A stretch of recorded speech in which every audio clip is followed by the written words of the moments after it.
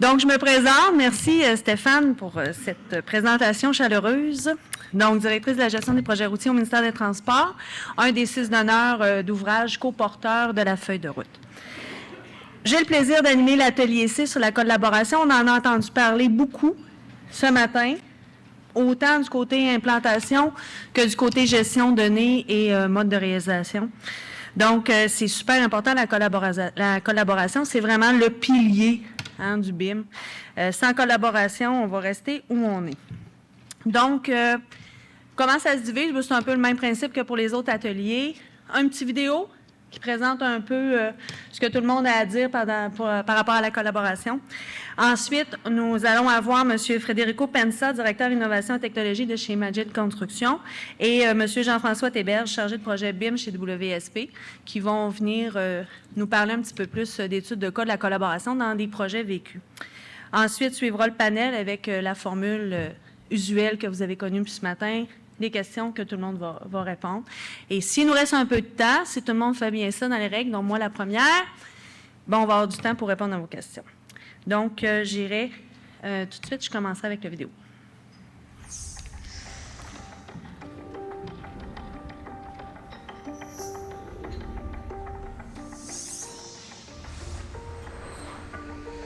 Le BIM, c'est une question de partage. Hein? Le plus d'informations que j'ai, mieux je peux évaluer ma décision. Je peux avoir une meilleure décision. Et si on réfléchit en silo, on ne pourra pas arriver à un meilleur produit que qu'est-ce qui est dicté dans le silo. Tout est une question d'idées et d'échanges. Souvent, les gens le voient comme une transformation numérique ou exclusivement un transfert vers la technologie. C'est vraiment pas le cas. Il faut parler de collaboration, de confiance au sein d'une équipe. La collaboration dans le domaine de l'architecture ou dans le domaine de la construction ou de l'ingénierie, c'est clé. On n'est pas des dentistes, on n'est pas des médecins, donc on est vraiment des personnes qui font partie d'une chaîne. C'est sûr que la collaboration est cruciale dans un processus BIM. On ne peut pas faire un modèle 3D chacun de notre côté, ça sert presque à rien. En mode collaboratif, là, on est tous responsables du bien du projet. Les gens qui ont peur d'être pointés du doigt, le BIM, c'est exactement pour ça. C'est pour effacer l'erreur à sa source. Donc, il n'y en aura pas d'erreur quand on va avoir fini. Et là, on ne pointera personne. C'est juste du virtuel. Et du virtuel, ça coûte 0 $. Mais quand ça devient réel, c'est là qu'on pointe du doigt quelqu'un parce que ça a coûté quelque chose. Donc, les gens doivent se faire confiance. Puis comment on arrive à créer une confiance au sein d'une équipe? Ben oui, c'est beaucoup à travers la communication, en étant capable aussi de s'appuyer sur l'information, avoir une information fiable, juste, qui est centralisée. Comme ça, les gens n'auront pas à revenir en arrière, de se poser des questions inutiles. Donc, l'arrivée du BIM nous enlève un petit peu de double travail. Donc, peut-être avant, on avait à redessiner plusieurs éléments des autres disciplines pour comprendre qu'est-ce qui se passe. Maintenant, on peut lier leur information et directement obtenir la donnée à la source de façon presque continue, si on le veut.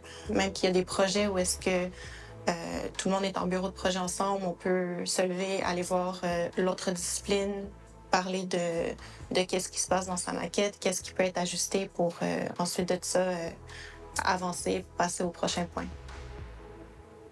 Donc, comme BIM ou la méthodologie BIM brise ce type de silos dans lesquels chacun y travaille, donc on se surprend qu'il y a des talents cachés, on se surprend qu'il y a des membres de l'équipe qui comprennent bien BIM et que ça permet de propager les BIM aux autres membres de l'équipe. C'est ça le BIM, c'est de partager ensemble l'information, comme si vous étiez autour d'une table avec un bon repas, avec des bons amis. Un genre de grand potluck que tout le monde amène son repas, puis il le fait partager à tous les autres. Puis là, ce qui est le fun, c'est que ça fait des grandes découvertes. Des choses peut-être qu'on ne voyait pas d'une autre manière à se transférer de l'information. C'est beaucoup plus agréable de travailler dans cet environnement-là que de travailler chacun dans son ordi à s'envoyer des courriels. Ce que je crois, du côté, notamment ce qu'on fait du côté de la SQI, c'est un déploiement des pratiques, ce qu'on va appeler des pratiques intégrées. Donc, on vient rassembler différentes approches collaboratives. Le BIM en fait partie. Le BIM est considéré comme une approche collaborative. De notre côté, le processus de conception intégrée, donc l'acronyme PCI, fait également partie des approches collaboratives. Donc, avec le BIM, le PCI, la conception intégrée, et le recours à des modes collaboratifs, c'est ce qu'on va parler comme étant des pratiques intégrées. Lorsqu'on rassemble ces trois aspects-là ensemble dans le cadre d'un projet, c'est ce qui, selon moi, amène à la meilleure performance puis amène un niveau de collaboration supplémentaire qui permet, au final, de réduire le risque. Je pense que tout le monde va en bénéficier jusqu'aux payeurs de taxes, dans le fond. Hein. Si nos projets coûtent moins cher, s'ils sont livrés en temps, l'impact que ça va avoir sur l'industrie des travailleurs. Le travailleur, à la fin de la journée, va être heureux de s'en aller chez eux parce qu'il a hâte le lendemain matin de venir travailler. Je pense que ça va avoir un gros impact positif là, sur l'industrie de la construction. Il faut que les gens passent d'une culture où on protège nos acquis et on est un peu en crainte de notre partage avec les autres, à, au contraire, s'ouvrir sur l'équipe puis amener le meilleur à l'équipe pour créer une intelligence collective puis amener ça vers des résultats plus performants. Quand les gens se mettent à collaborer, BIM, à la fin du meeting, ça sourit. C'est quand même intéressant de voir que on peut être une réunion BIM, une cinquantaine de personnes autour d'une table, à discuter. Donc, c'est ça qu'on veut, dans le fond. Il n'y a personne qui rentre travailler le matin qui dit « Moi, je vais faire exprès, je ne vais pas faire de la valeur ajoutée à mon client. » On veut tout faire quelque chose de bien dans la vie, puis les modes collaboratifs, ça permet ça vraiment.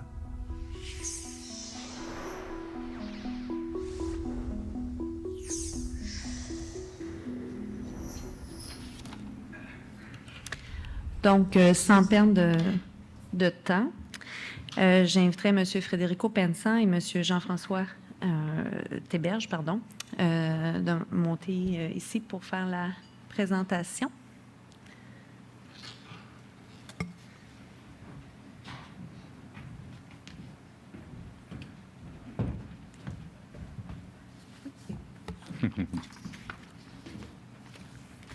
Puis ça, c'est pour changer. On n'a pas eu une training, là? Ça change? OK. Merci. Ouais. Hein?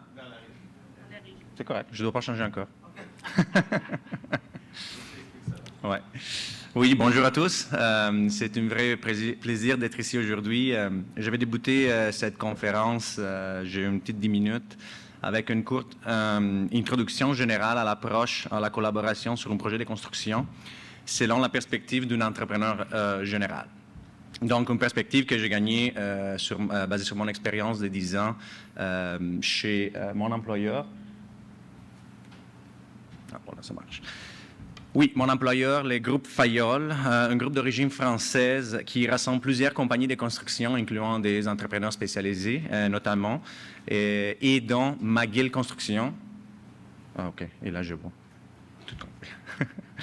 Et dont McGill Construction représente la portion qui s'occupe de nos opérations de gérance de construction et contracteur général. McGill Construction, qui est une compagnie fondée dans les années 50 par Louis McGill. Nous sommes basés à Montréal, où nous sommes bien connus pour avoir participé à plusieurs projets d'envergure dans le centre-ville, comme on peut voir dans la map ici. Voilà. Nous sommes aujourd'hui présents dans le reste du Canada également, avec des bureaux en Ontario et Colombie-Britannique. Et j'ai fait une introduction aujourd'hui à notre modèle d'affaires parce que c'est important au fin de cette conférence. Donc, c'est important de savoir que malgré que nous sommes connus pour avoir participé surtout à des projets de développement résidentiel à haute densité, au cours des dernières 10 ans, McGill a connu un fort procès de diversification, nous permettant aujourd'hui de travailler avec tout type de projets, des clients à la fois privés et publics, tout type de modalités contractuelles, donc gérance, forfaitaire, conception, construction, EPCM, etc. Donc, on compte dans nos portfolios aujourd'hui des hôpitaux, des écoles, des infrastructures, des projets industriels, commerciaux, bien sûr du résidentiel. Et on va revenir dans quelques slides pourquoi c'est important cet aspect pour un entrepreneur général, pour l'approche à la collaboration pour un entrepreneur général. il est également important de comprendre que nos actifs ne sont pas de la machinerie lourde, ne sont pas des usines de fabrication. Notre actif, c'est notre expertise en matière de gestion de la construction qui est représentée par nos équipes, nos employés et également les compagnies qu'on travaille avec. Donc, nos partenaires clés, nos sous-traitants, des architectes, des génies conseils. Donc, beaucoup d'intervenants, beaucoup de compagnies impliquées dans un projet de construction. Un projet de construction est donc pour nous un grand travail de chef d'orchestre. Dans notre cas, dans notre situation, ce travail est rendu encore plus complexe par l'absence d'un modèle d'affaires standard, d'un projet de construction typique, comme on a vu, beaucoup de types de projets différents, beaucoup de modalités contractuelles, beaucoup de régions d'opération. Donc, dans ces contextes, une bonne collaboration parmi tous les parties prenantes sur le projet est essentielle pour la réussite de ceci, pour la réussite du projet, compte tenu, encore une fois, de tous les acteurs qui participent, qu'ils soient internes ou externes à la compagnie. Donc, ça vaut la peine juste préciser qu'est-ce que c'est un projet de succès pour un entrepreneur, qu'est-ce que ça fait en sorte que le projet est de succès. Donc, en gros, pour un entrepreneur général, c'est le respect des chantiers et du budget de construction, tout en réalisant un livrable qui est conforme aux attentes de qualité et aux attentes techniques du client. Et bien sûr, en gardant sous contrôle les risques en matière de santé et sécurité des travailleurs. Et les différents processus de collaboration qu'on met en place ont tous un impact énorme sur tous ces aspects différents, incluant aussi un autre aspect qui est très important pour nous, c'est le maintien de nos actifs.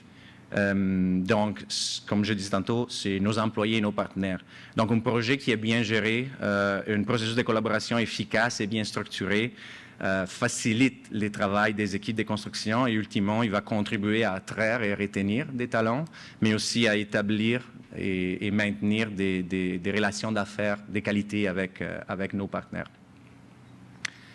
Donc, dans cette optique, les BIM, les VDC, les outils technologiques, les plateformes de collaboration, ce ne sont que des instruments qui, si bien utilisés, si bien déployés, mis en place, permettent d'améliorer la collaboration, de la rendre plus facile et plus efficace.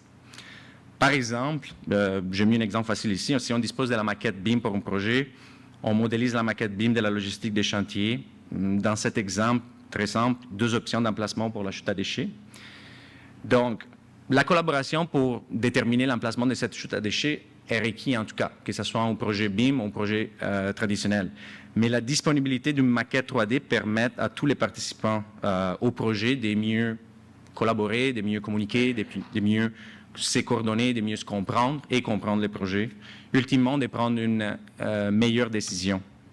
Une décision qui a des impacts sur les sous-traitants, sur les clients, sur toute la chaîne d'approvisionnement du projet, sur la logistique des chantiers, sur la coordination mécanique électrique.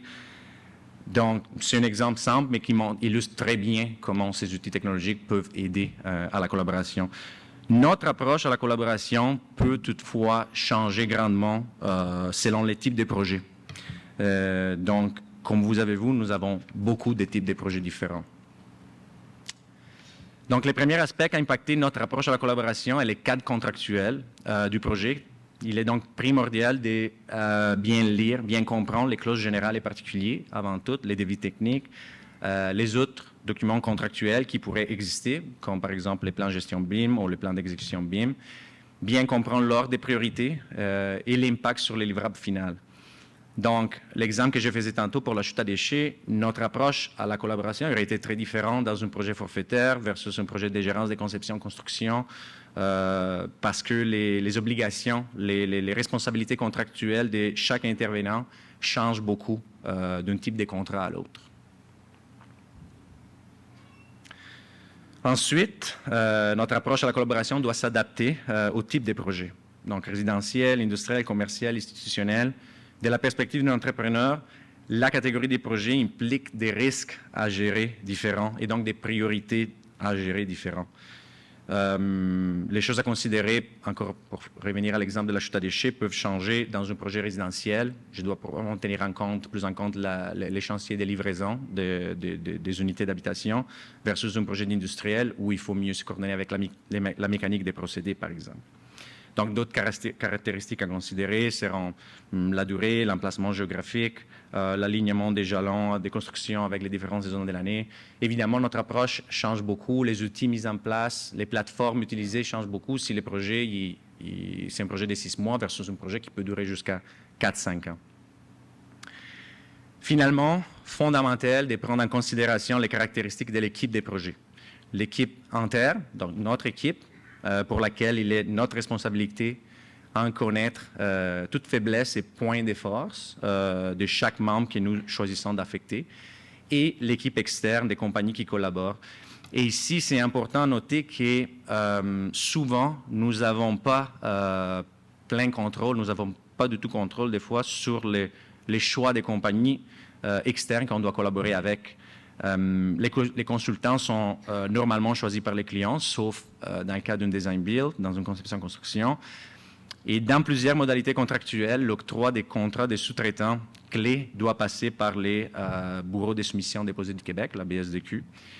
Donc, même dans un projet en gérance où normalement il n'y a pas de BSDQ, les derniers mots, la dernière décision revient au client, et c'est souvent une décision qui se base sur des critères monétaires, sans prendre en considération des choses comme l'expertise de la compagnie vers un processus de collaboration BIM, par exemple. Donc, toutes ces considérations importantes impactent de façon profonde notre approche à la collaboration, nos processus, les workflows, les plateformes adoptées, les technologies utilisées, les niveaux de partage de l'information, les niveaux de modélisation. Donc, une fois cette approche bien définie, il est surtout fondamental qu'il soit codifié dans un document simple et clair, que ça soit bien compris, connu et accepté par tous les intervenants. Envoyer les documents, souvent, n'est pas suffisant. Il faut plutôt tenir des rencontres de démarrage et s'assurer que les rôles et les responsabilités soient bien reçus par tous. Les mises à jour, il faut prévoir des mises à jour et vérifications à plusieurs reprises. Ceci sera nécessaire parce que le projet peut être très long et il est bien de rectifier de temps en temps et vérifier que les processus soient bien suivis et toujours pertinents. Il faut aussi considérer que pas tous les intervenants commencent en même temps, donc plusieurs réunions de démarrage probablement seront nécessaires. Et il y a souvent des changements aussi au sein des équipes, du monde qui quitte, du monde qui sont remplacés. Donc, j'ai fait une description préliminaire sur les facteurs à considérer ou que nous considérons quand on planifie la collaboration sur un projet de construction.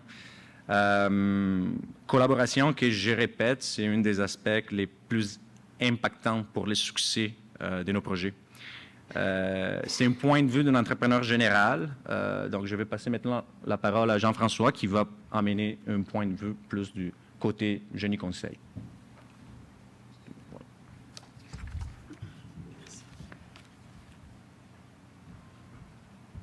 Y a-t-il un pointeur là-dessus? Oups, non. Non, OK, c'est bon.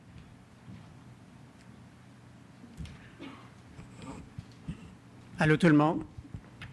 Donc, je vais aborder l'angle de vue plus d'une firme de service pour couvrir les points de la collaboration.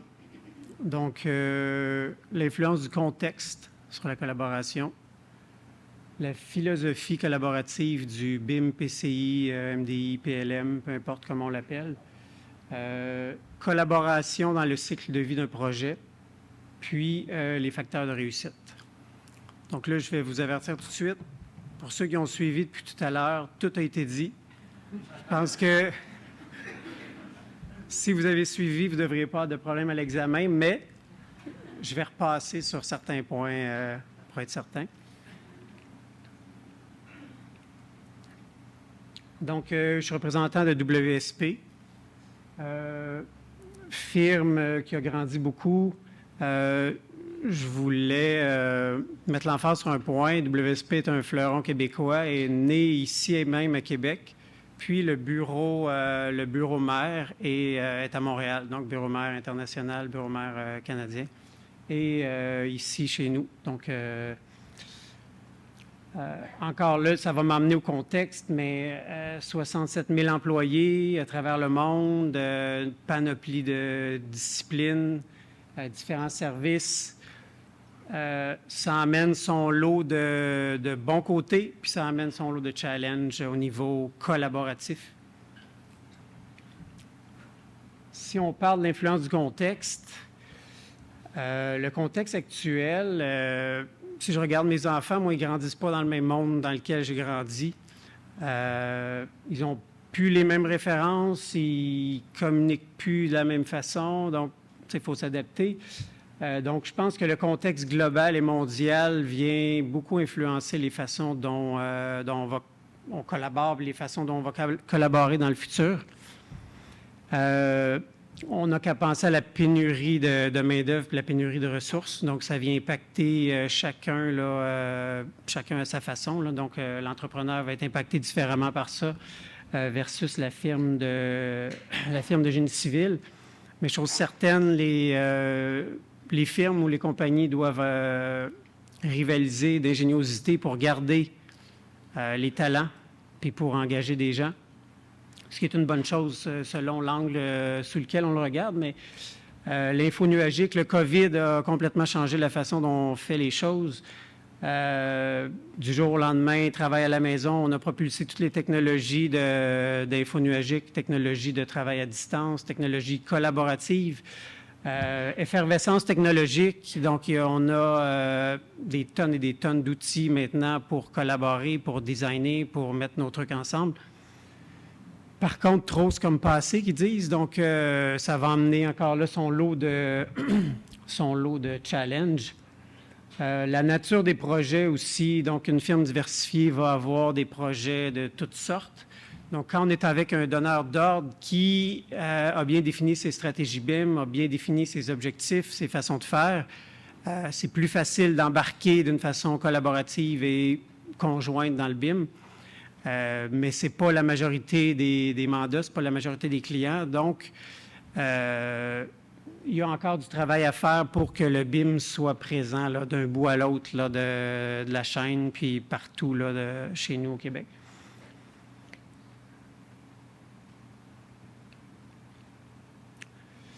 Les projets, si on regarde la façon dont les projets sont faits, ça a quand même beaucoup évolué, mais les projets eux-mêmes, est-ce qu'ils ont beaucoup changé depuis 20 ans? Je vous pose la question. Chose certaine, ce qui a changé, c'est les considérations maintenant qu'on doit tenir compte quand on fait des projets. Donc, je pense aux facteurs ESG qui sont de plus en plus présents. Donc, les facteurs environnementaux, les facteurs sociaux. On ne peut plus passer à côté. Les compagnies, les firmes vont avoir de plus en plus de requis à ce niveau-là qu'ils vont devoir intégrer dans leur gestion, leur développement de projet.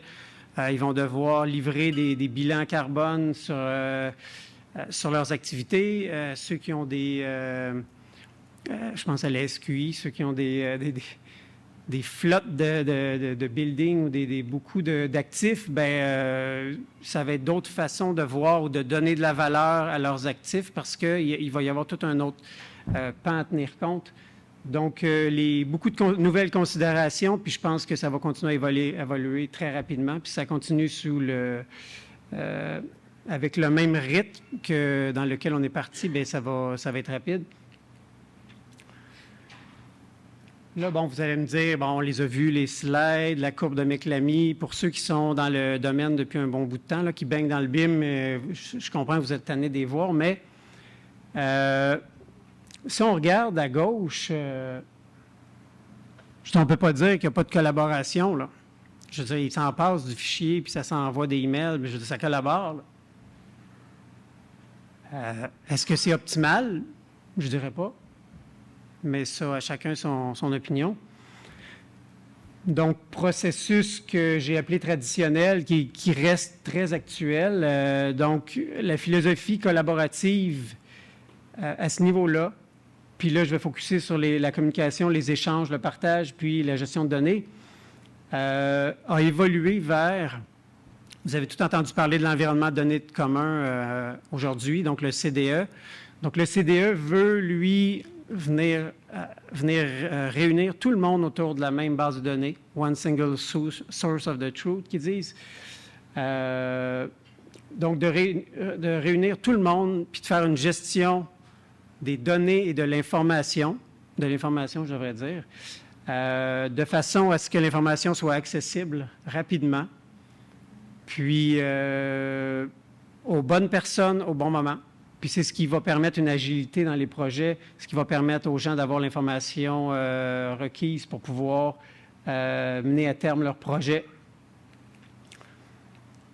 Si on regarde ici un peu les silos, encore là, on voyait, en fait, on ne voit pas tellement, c'est petit, mais une méthode traditionnelle est quand même assez actuelle. Il va y avoir le design, puis quand on a un jalon, un livrable, bien là, il faut générer des documents. Donc, notre design, il faut l'habiller, il faut mettre des vues 2D, il faut mettre des annotations, des notes, il ne faut pas faire d'erreur dans le cartouche, il faut s'assurer de tout avoir l'information. Est-ce que cette information-là est requise à ce niveau de projet-là ou à cette phase de projet-là? Je pense que c'est la question qu'il faut se poser. Donc, on design, puis là, le livrable arrive, on génère de la documentation, donc là, on arrête de designer parce que là, il faut geler le concept pour pouvoir faire des beaux dessins, des annotations, qu'on va partager avec par courriel, par FTP, par toutes les façons qu'on peut imaginer, qu'on peut les partager. Puis, ça va être géré ensuite d'une façon, à chacun sa façon, improvisée. Puis après ça repart, on retourne dans le design. Donc, la fameuse méclamie. Ici, je veux juste insister sur l'effort. Donc, l'effort qui est beaucoup mis en documentation au lieu de mettre l'effort en conception et en design. Puis, comme on sait, plus on avance dans le projet, plus les coûts dus à un changement sont élevés. Plus on avance dans le projet, plus les coûts, plus la possibilité d'impacter les coûts, puis la flexibilité pour faire des changements diminue parce que chacun avance dans son design, chacun a pris il y a eu beaucoup de décisions de prise. Donc, plus on attend pour prendre ces décisions-là, plus ça peut être coûteux par la suite. Donc, dans un processus de conception intégré ou dans une idéologie BIM, on veut vraiment favoriser au départ de mettre tout le monde à la même place, d'avoir toute l'information, vraiment de faire un blitz où il va y avoir des rétroactions rapides pour permettre des optimisations, permettre à tout le monde de dire ce qu'il y a à dire sur le design. Donc, là, on tombe dans un mode un peu parallèle où il va y avoir un design, puis les revues de conception ou l'accès à la maquette ou au modèle va être live. Donc, on va pouvoir avoir du feedback, rétroaction live. Donc, ça permet là, d'accélérer de beaucoup. Parlant d'accélérer, il faudra que j'accélère. Ça permet d'accélérer beaucoup on veut converger vers une solution optimale le plus rapidement possible. Donc, il faut vraiment mettre les efforts à la bonne place et non à générer de la documentation. Comment on fait ça? Ça, je vais vous le laisser parce que chaque environnement est différent. Donc, comment on favorise une rétroaction rapide? Les réponses ne sont pas les mêmes pour chaque entreprise. Mais l'objectif est vraiment de mettre tout le monde ensemble. Dans le cycle de vie projet, là, on a vu tantôt, on collaborait même à gauche, là, en s'envoyant des fichiers par courriel. Il y a une interface dans le cycle de vie projet qui est le client, puis on a beau avoir le meilleur triangle collaboratif entre les gens, les ressources puis les processus. Si on n'a pas compris les requis du client, on risque de manquer la cible. Donc, comment s'assurer? Parce que dans collaboration, il y a communication, mais si on va à un niveau plus profond, bien, il y a compréhension. Puis comment on s'assure de comprendre les objectifs je dis client, mais du projet ou du client? Bien, on peut traduire les requis ou l'offre de service dans un langage BIM qu'on appelle les BIM use ou les BIM use, les utilisations BIM qu'on peut en faire. Donc là, quand on met ça au PGB, vous avez entendu parler de PGB, quand on met ça, que ce soit au PGB ou au PEP, peu importe, mais quand on met ça quelque part, puis qu'on met tout le monde autour de la table, puis on dit voici à quoi, comment on voit le projet, bien là, les gens vont lever la main et regardent, c'est pas comme ça je le voyais, mais au moins on a quelque chose de tangible sur lequel on peut échanger puis parler, comme la maquette 3D. Je vais faire un petit survol rapide. Le titre de la présentation, c'était... Allô? On parlait des responsabilités. Eh bien, encore là, on demande souvent est-ce que le BIM a amené des nouveaux rôles dans le... Bien là, ça, c'est à vous de répondre si vous ajoutez des nouveaux rôles ou non dans vos projets, mais chose certaine, c'est qu'il y a des nouvelles responsabilités qui se rattachent à la gestion d'une maquette numérique, à la gestion d'un processus de collaboration intégré, de conception intégrée. Donc, toutes ces responsabilités-là, il faut les assigner à quelqu'un si on ne crée pas de nouveaux rôles. Donc, c'est ça l'important, c'est que ces responsabilités-là ne tombent pas entre deux chaises. Puis je finirai avec les facteurs de réussite qu'à l'ère des réseaux sociaux, j'ai appelés influenceurs. Puis ça, c'est à vous de les voir, de quel côté vous voulez les voir, là, parce que chaque influenceur a son pendant, donc comme une médaille à deux côtés. La normalisation, les standards vont nous permettre de parler le même langage, donc ça va être bénéfique. Le manque de normalisation va être à l'inverse. Donc, format ouvert. Puis là, partage organisé, gestion, comme je vous dis, tout a été dit aujourd'hui, c'est juste de la revue. Je voudrais insister sur un point, qui est simplification. Je pense que tout le monde est devenu un peu un gestionnaire à la maison, là, un gestionnaire technologique, là, avec le réseau Wi-Fi, le combien de passwords vous avez à retenir pour votre frigo qui vous envoie l'Internet of Things, puis tous ces trucs-là, l'intelligence artificielle. Eh bien, je pense qu'il faut faire un faut simplifier le milieu de travail pour les employés. Il faut que ce soit le fun de venir travailler. Donc, simplification. Puis je pense que le BIM a la possibilité de faire ça, de par ses processus, de par son unification, de simplifier les méthodes de travail pour que dans un enjeu de pénurie de main-d'œuvre, bien, si la moitié de l'équipe change au cours du projet, bien, l'impact va être beaucoup moindre si les gens peuvent s'adapter facilement à leur environnement. Donc, c'est tout. J'arrête là. J'en aurais long à dire, mais j'arrête là. Tu continueras pendant le panel. Bon, super intéressant. Je m'excuse de t'avoir quasiment poussé en bas de la scène, mais c'est ma marque de commerce, il paraît. Donc, je vous remercie, M. Pensant et Héberge, pour vraiment vos discussions, vos connaissances que vous partagez. C'est vraiment super. J'inviterai maintenant le reste du panel. M. Tremblay, Steve de son prénom, directeur du déploiement des pratiques intégrées BIM-PCI à la SQI. Madame Daniela Castro-Subercasso, c'est comme faux, BIM spécialiste chez Ecom. Monsieur Jacob Laprise, directeur général, division modulaire chez Maison Laprise. Monsieur Stéphane Lessard, directeur corporatif et division immobilière également de la Maison Laprise. Et Monsieur Jean-Pierre Trudel, conseiller BIM PCI chez Norda Stello.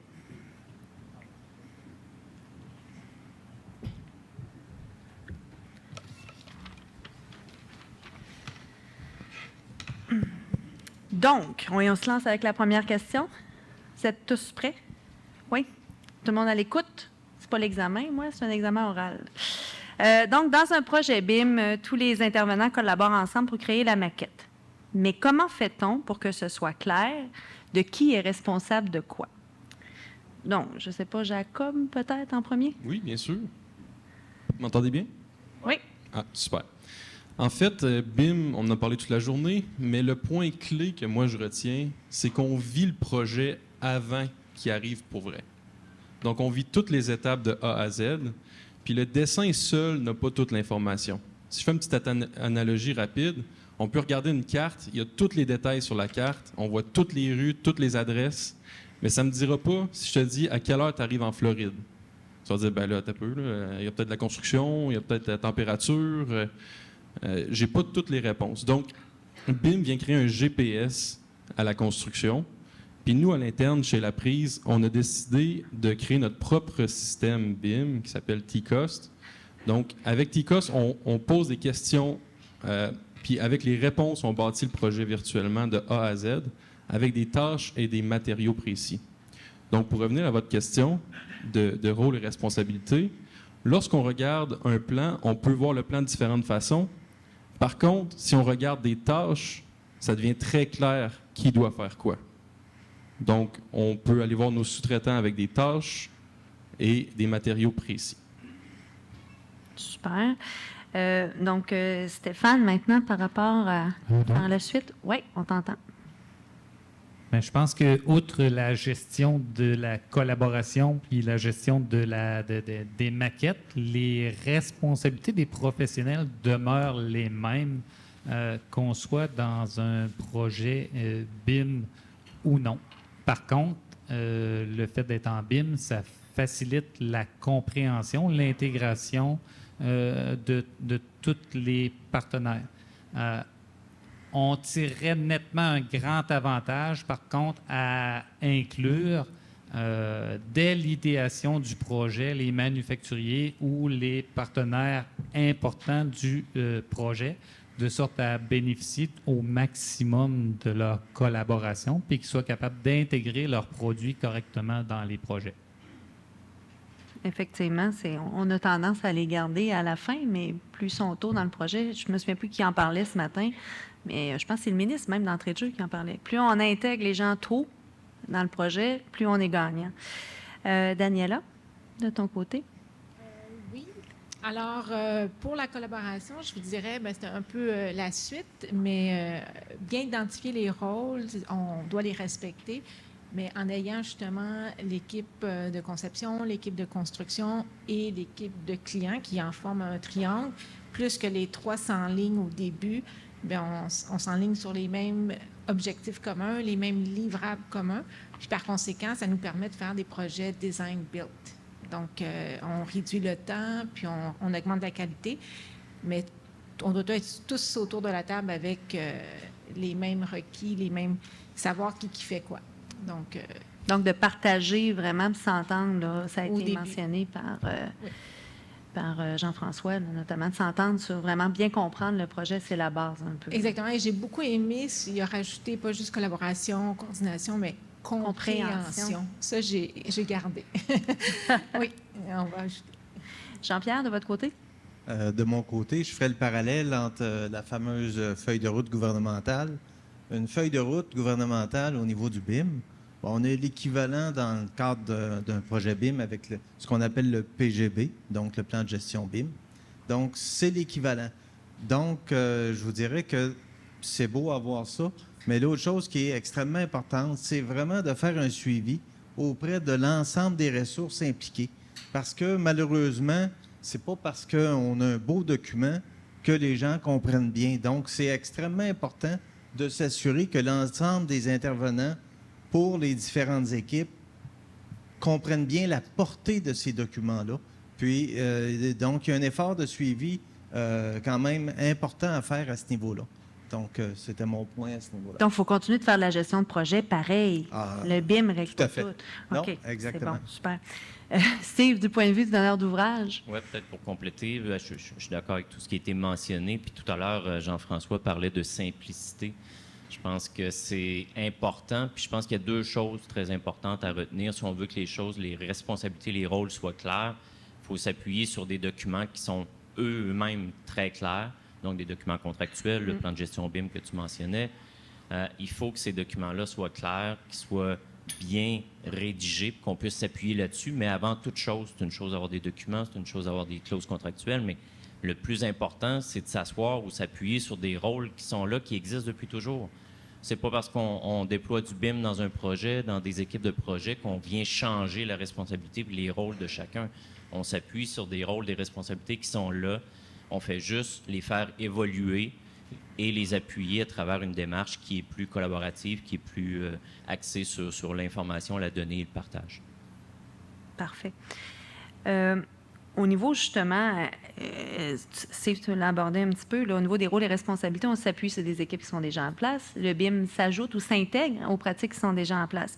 Donc, si je comprends bien, du point de vue donneur d'ouvrage, on ne voit pas vraiment de changement au point de vue des rôles et responsabilités. C'est bien ça? dans mon point de vue, dans le point de vue des donneurs d'ouvrage, je crois, je partage aussi l'opinion des donneurs d'ouvrage publics. Effectivement, à travers le BIM, il n'y a pas une transformation, il n'y a pas des nouveaux rôles, des nouvelles responsabilités, il y a une évolution des rôles. Je pense qu'il faut juste acquérir et intégrer des nouvelles compétences dans les rôles traditionnels pour arriver à faire le même projet qu'on a toujours réalisé, mais avec des moyens qui sont accrus maintenant, avec des moyens qui sont plus performants, des façons de fonctionner ensemble. Mais le rôle de l'architecte, de l'ingénieur, de l'entrepreneur, du donneur d'ouvrage vont demeurer les mêmes. Il faut juste acquérir et intégrer des nouvelles compétences à travers ça, puis évoluer à travers ça. C'est bon. Jean-Pierre? Ben, en fait, je suis d'accord partiellement quand même avec Steve, en ce sens que, selon moi, au niveau organisationnel, puis d'un point de vue professionnel, oui, les rôles et responsabilités demeurent les mêmes, mais d'un point de vue tâches, c'est sûr que les tâches ont évolué. Donc, on n'a pas les mêmes tâches et on n'a pas les mêmes rôles exacts qu'on avait il y a 10 ans à ce niveau-là. Donc, comme par exemple? Aurais-tu un exemple? Ben, tout le volet de la modélisation, par exemple, qu'on n'avait pas. Le volet de la gestion de données qu'on n'avait pas. Les gens faisaient ça. Souvent, il y avait plusieurs intervenants. Là, souvent, ben, la personne qui va modéliser va devoir alimenter les modèles, non seulement en information 3D, par exemple, mais aussi pour tout le volet information. Donc, il faut être plus complet à ce niveau-là. Donc, le travail qui était peut-être confié à plusieurs personnes, maintenant, c'est centralisé vers peut-être un nombre de ressources plus limité à ce niveau-là. OK. Super intéressant. Daniela? On se répète un peu, mais bon... Est-ce qu'il y a des attentes particulières qui sont créées avec le BIM au niveau des rôles et responsabilités? Chaque intervenant a une très grande responsabilité de respecter les autres intervenants. Puis, on fait un plan de gestion BIM, un plan d'exécution BIM. On établit les rôles, on établit qui fait quoi, comment. Encore une fois, la compréhension de ce que moi, je dois faire, mon apport, c'est vraiment la compréhension, puis d'arriver à se dire... Au début, je suis d'accord, je suis en désaccord, je signe le plan de gestion BIM et on le respecte. C'est certain qu'au niveau du projet, on va avoir des problématiques, puis on va se dire « Ah, oh, non, ça ne convient plus ». On se réassoit, on se reparle et on rétablit une solution qui convient encore une fois à tous. Mais c'est la collaboration qui va... On a les mêmes rôles, on a différentes tâches, on a différents enjeux, mais ça reste que c'est encore le même projet. Ça reste qu'on doit livrer un livrable. Le pont doit ouvrir pour Noël. On a toujours les mêmes objectifs, mais il faut respecter, je pense, peut-être rajouter, peut-être juste le mot respecter l'entente, respecter les livrables. Si on donne un modèle mis à jour à telle date, c'est parce que les autres en ont besoin. Suivant ça, ensuite. OK. Jean-François, voudrais-tu réagir? Parce que ça fait un peu du pouce avec ce que tu as mentionné. On va pas donner le micro. Non, je sais, mais là, je te le donne parce que je t'ai comme poussé en dehors la scène. Je te donne une chance. Bien, je dirais que moi, ce que je vois, c'est qu'en ce moment, il y a un gap parce que c'est pas tout le monde qui est au même niveau de connaissance. Donc, c'est qui a la responsabilité de ça? Bien, c'est un peu la vision. Puis la feuille de route, c'est un bon exemple de leadership là-dessus. Mais à l'intérieur même des entreprises, je pense que les dirigeants doivent formuler une vision claire. Il faut que ça percole. Oui, pour que tout le monde embarque. Puis ensuite, je mettrais ça sur le dos des chargés de projet. Moi, si... D'embarquer eux autres aussi? Bien, c'est que s'ils n'impliquent pas les bonnes personnes au bon moment, c'est eux autres, les chiens de garde d'un projet. Donc, collaborer au sein du projet, c'est une chose, mais collaborer aussi au sein de l'entreprise pour s'assurer que... Non, je parle au niveau de projet. C'est vraiment okay. le chargé de projet qui doit redistribuer ces responsabilités-là, mais l'entreprise a quand même un rôle dans la vision qu'elle veut qu'elle doit pousser si elle veut que les gens adhèrent à ces nouvelles philosophies-là. Parfait. Stéphane, oui. Dans les faits, c'est les mêmes responsabilités, les mêmes rôles, des moyens différents d'y arriver, mais c'est au lieu de le gérer en rattrapage, lorsqu'on est en mise en chantier, lorsqu'on est dans plusieurs usines qui ont commencé à fabriquer un produit en même temps pour livrer quelque chose, qu'on se rend compte qu'il y a une erreur. Mais là, c'est beaucoup de rattrapage que les professionnels auraient à faire, alors que là, c'est en amont que ça peut se gérer. Moi, c'est comme ça que je vois ça. C'est bon. Jacob? Je suis d'accord avec tout le monde, en fait. C'est juste qu'on ajoute une couche de transparence. T'sais, on le sait en affaires, tout le monde se prend... Moi, je suis plus dans le mode exécution là, que plan, un petit peu. Mais tout le monde en affaires se prend une marge. Fait que est-ce qu'on peut être transparent puis se dire, voici comment j'ai planifié de temps, voici quelle tâche que je vais faire, puis voici ma marge. Je veux dire, on avantage à tous être transparents puis tous collaborer dans l'industrie pour évoluer la construction et non rester à chasse et pêche. Là, Donc, la confiance, il faut qu'elle soit établie. C'est un peu ça. Exactement. OK. Au niveau, on a parlé beaucoup des processus BIM, de la collaboration, mais est-ce que vous voyez une différence entre, mettons, un projet qui est fait de façon traditionnelle, sans BIM dedans, versus un projet qui est fait en BIM? Donc, qu'est-ce qui va caractériser vraiment un projet BIM versus un projet traditionnel? Je pense que c'est Daniela qui rouvre la parole. Oui, c'est ça. Dans un projet de collaboration BIM, l'objectif, c'est vraiment de mettre la donnée au premier plan. Donc, on s'assure d'avoir une donnée, la dernière donnée, la bonne version, qu'on la met disponible à tous les intervenants, et ça sans délai. Donc, on revient au environnement de données commun. Et par la suite, ça va nous permettre de faire des corrections, voir des problèmes majeurs, parce que pour moi, il y a une différence entre un problème majeur versus une erreur ou entre les disciplines. Et par la suite, on peut faire une meilleure collaboration réelle, l'estimation des coûts, etc. Et tout ça va nous permettre d'avoir une collaboration, une coordination, une compréhension entre tous les intervenants, construction, conception et le client. Ultimement, le client va avoir aussi l'information de l'évolution de son projet, mais ça va nous permettre de, entre autres, discuter davantage avec la construction en amont. Puis c'est pour ça qu'on fait des projets design-build, où moi, j'ai eu l'expérience au projet REM, où on avait établi un plan de gestion avec les niveaux de détail, LOD, LOI, puis on dit on ne fait pas les supports. C'est trop, on ne va pas faire tous les supports de toutes les disciplines. Donc, quand on établit une catégorie support, on n'en fera pas. Il n'y a pas personne du REM ici, on ne va pas donner les détails, mais si j'arrive dans une structure d'acier où mon support mesure 1 mètre par 1 mètre, OK, on se rassoit, puis est-ce qu'on le fait? Est-ce que c'est pertinent, c'est pas pertinent? Puis l'impact et tout. Donc, effectivement, on l'a fait parce que c'est une pièce quand même maîtresse importante. Donc, et comme on a mentionné, le fait de l'avoir modélisé puis le rendre disponible en quelques secondes, en quelques minutes, la coordination avec toutes les autres disciplines, ça s'est fait comme si on avait déjà établi cet item-là dans notre planification. Donc, pour moi, je ne pourrais pas vivre sans le BIM, mais on trouve une erreur, on la corrige, puis hop, l'erreur se dilue dans le reste du projet. Donc, et ça, dans le traditionnel, je pense que j'étais pas là, mais bon. C'était pas... Donc, collaboration, BIM, c'est aussi synonyme de faciliter la coordination des différents domaines d'expertise qui sont dans un projet.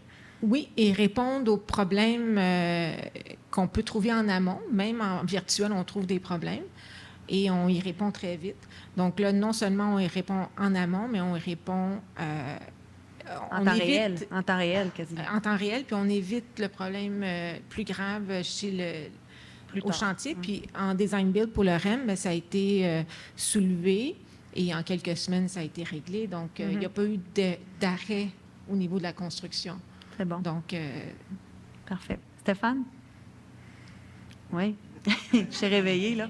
Oui. Cette gestion. Oui, vous m'avez réveillé. Dans le fond, effectivement, je crois que moi non plus, je ne peux pas vivre sans le BIM, mais je suis né avant le BIM, mais je ne peux plus vivre sans le BIM. Je ne pense pas que ce serait possible de faire des projets aussi compacts, aussi bien ficelés si on revenait en 2D, puis à la table à dessin avec nos crayons puis nos effaces.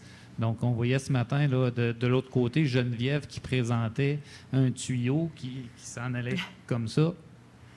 Pas dessiné là, en 3D, je ne vois pas comment c'était possible avant. Frédérico? Oui, collaboration BIM versus collaboration traditionnelle. On l'a dit tantôt, ça ne change pas les étapes dans un projet typique. Dans mon exemple tantôt, mais en général, on doit coordonner, on doit faire les mêmes choses qu'on fait dans un projet traditionnel, c'est juste qu'on a des outils plus puissants. Par notre expérience, normalement, un projet qui prévoit la collaboration BIM prévoit aussi une livrable plus complexe à la fin.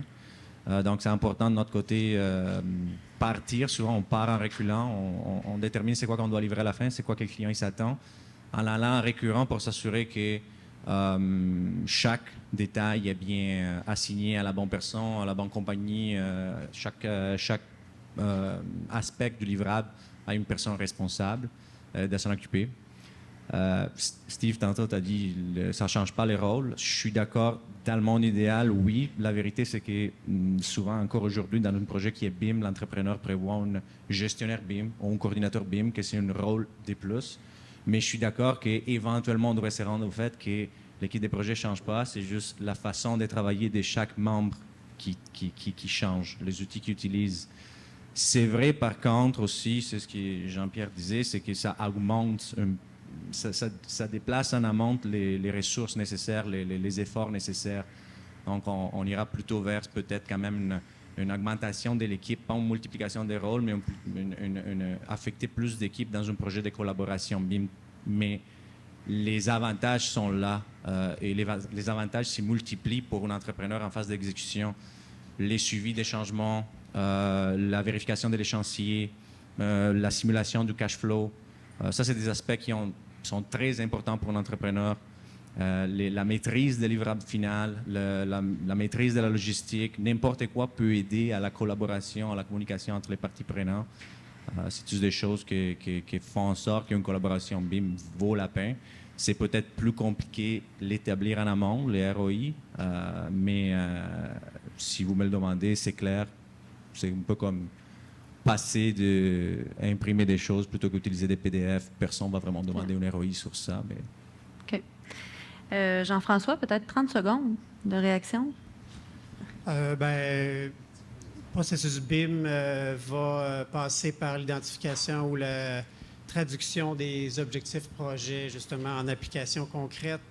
C'est ça qui va nous définir le niveau de détail. Le déploiement technologique qu'on doit faire selon si on s'en va 4D, 5D, puis la base de données qui suit, si on veut faire donc, ça passe par l'environnement de données commun, mais encore là, ça n'empêche pas des gens de prendre le fichier puis de travailler sur leur ordinateur en local. Donc, je pense que du 2D, en plus, il va y en avoir encore pendant un bon bout de temps. Je pense que c'est d'être rigoureux dans la façon, dans les processus, puis dans la façon dont on gère les fichiers. Donc, de ne pas travailler d'une façon déconnectée, mais vraiment extraire les 2D à partir du modèle. Donc, vraiment qu'on soit conforme à ce qu'il y a là et non prendre un XREF que quelqu'un m'a envoyé par courriel, faire mon design avec ça, puis à un moment donné, retourner ça dans le système. Là, Donc, réfléchir à la transition, puis réfléchir à bien collaborer. Vraiment, voir l'environnement de données commun comme la source, puis essayer de ne pas en déroger là, pour tout ce qui est design, même pour tout ce qui est documentation, peu importe ce qu'on veut mettre dans le projet ou ce qui reste une référence, les inputs, entre autres. Peut-être juste en complément de ça, Annick, si tu me permets, puis un exemple concret, puis moi, je pense que la différence entre la collaboration au niveau du BIM versus une collaboration traditionnelle, c'est de pouvoir clairement s'appuyer sur la bonne information au bon moment, partager avec les bonnes personnes. Puis on avait, il y a quelques semaines, un événement qu'on a organisé avec le groupe BIM Québec pour parler d'un projet que je nommerai pas, mais c'est un hôpital à Vaudreuil-Soulanges. Puis on a rassemblé les acteurs du projet, puis on a la personne qui était responsable de l'intégration des besoins au niveau des équipements biomédicaux dans un projet aussi complexe, qui nous racontait qu'elle n'a jamais senti autant d'intégration puis de collaboration dans son rôle à elle au niveau de l'intégration de ces informations-là, en pouvant s'appuyer maintenant sur une base de données qui était partagée avec l'équipe. Puis on pourrait croire à la base que parce qu'on fait de la modélisation, parce qu'on gère des bases de données, il y aura moins de communication autour de l'équipe. Mais cette personne-là nous mentionnait que ça l'a amélioré la collaboration. Facilite. Et surtout, ça l'a augmenté la communication, puis il se parlait davantage au sein de l'équipe parce qu'il pouvait s'appuyer sur la bonne information au bon moment. Ah oui. Ça, je pense que c'est un bel exemple. Super. Jean-Pierre? Est-ce qu'il reste des choses à dire? Bien, je sais pas, de ton expérience. Mon expérience, c'est simple, cohérence des données. Bon, on se répète, mais juste ça, cohérence des données, de l'information. Puis l'autre chose qu'il y a aussi, c'est que je vous dirais qu'il y a beaucoup d'outils collaboratifs qui vont faire en sorte que quand un problème est soulevé, on peut rapidement l'attribuer à des ressources et tout le monde est au fait de ces informations-là aussi. Donc, on ne retrouvera pas ça nécessairement dans un environnement traditionnel, alors que dans un environnement BIM, on va préconiser puis privilégier ce type d'échange-là. Donc, toute l'information, pas juste le modèle 3D, mais tous les problèmes soulevés, tous les éléments qui doivent être mis en lumière, à ce moment-là, ils sont adressés aux bonnes personnes. Donc, c'est ce que j'ai ajouté à ce niveau-là. Parfait. Jacob, je te laisserai le mot de la fin. Bien sûr. La question, je vais ramener ça un petit peu terre à terre. La question que je me fais poser plus souvent, c'est combien ça coûte au pied carré? Ça, c'est une question traditionnelle. Oui. Maintenant, avec BIM, parce que, juste pour mettre en contexte, si j'ajoute une fenêtre, mon prix change, pas mon pied carré. Si je change les matériaux, l'isolation, mon prix change, mais pas mon pied carré. Donc, avec BIM, puis en bâtissant les projets virtuellement, puis je dis projet vraiment toutes les tâches, tous les systèmes, on peut amener une communauté autour des tâches. Donc, nous, par exemple, chez T-Cost, on veut vraiment gérer de la ressource primaire jusqu'au client, chaque étape du processus. On veut que tout le monde se mesure dans l'industrie, puis qu'on arrête le téléphone. « Hey, j'aimerais ça avoir une soumission. » Parce que oui, on est encore au téléphone souvent. Après ça, relance-le, parce qu'il pleut aujourd'hui, il va sûrement me répondre. T'sais. Fait qu'on le relance. Ajuste ça parce que j'ai trop d'écart avec mon autre sous-traitant. Donc, la façon traditionnelle a besoin de changer. Puis BIM, ce que ça nous apporte, c'est une transparence, puis tout le monde est gagnant. Puis j'ajouterais un accès plus facile à plusieurs données qui sont nécessaires au bon moment, soit pour prendre des décisions ou encore pour faire une tâche, pour accomplir une tâche. Fait que je vous remercie, Madame, Messieurs, de votre partage de connaissances et d'expertise en collaboration. On aurait pu en parler encore longtemps, mais je vais céder la place à mon collègue animateur, Monsieur Dion. Je vous laisse la place et je vous remercie.